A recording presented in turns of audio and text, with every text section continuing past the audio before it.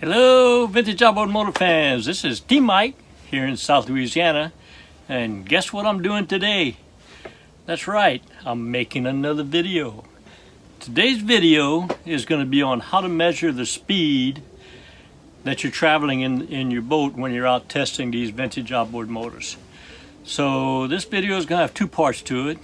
In the first part, I'm going to give you a little history of measuring speed on the water that goes back to kind of the pre-GPS days when they didn't have all the fancy devices to do it, and tell you how they did it.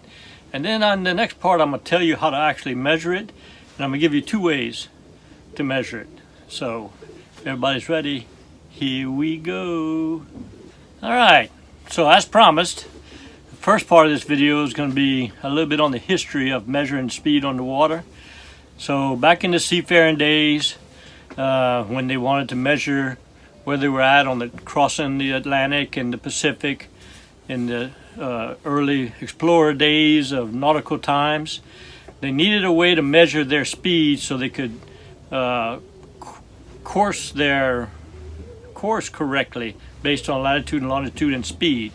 So they developed a system measuring speed where they used knots instead of miles per hour. It's measured in knots.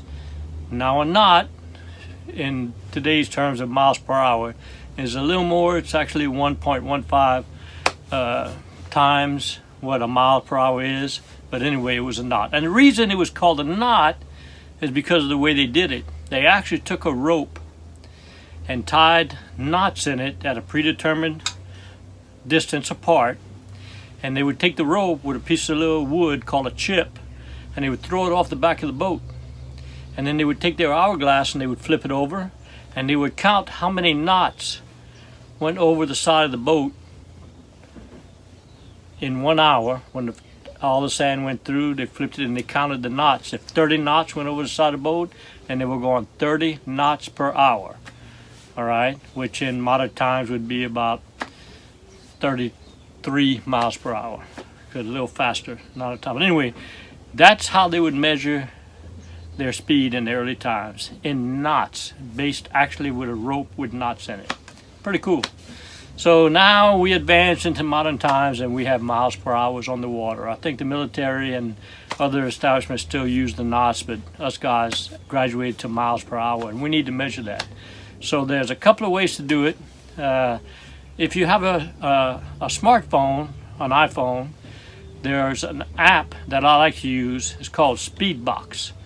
It's a free app. You get it on the App Store, the Apple App Store, and you just open the app. It's got a GPS in it, and it automatically tells you the miles per hour that you're traveling. All right.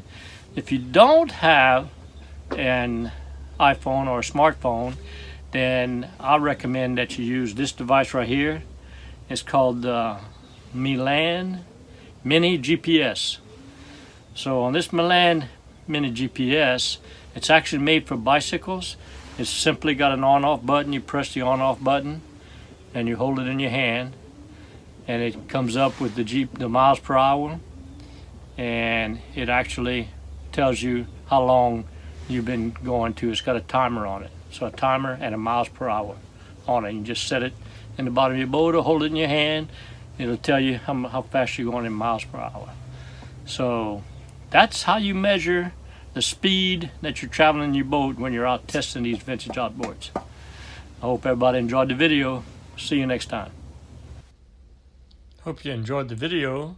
Here at T Mike's Vintage Outboards, we're doing it one motor at a time. Please click on subscribe or guarantee to provide weekly videos. Au revoir mes amis, and laissez les bon temps rouler.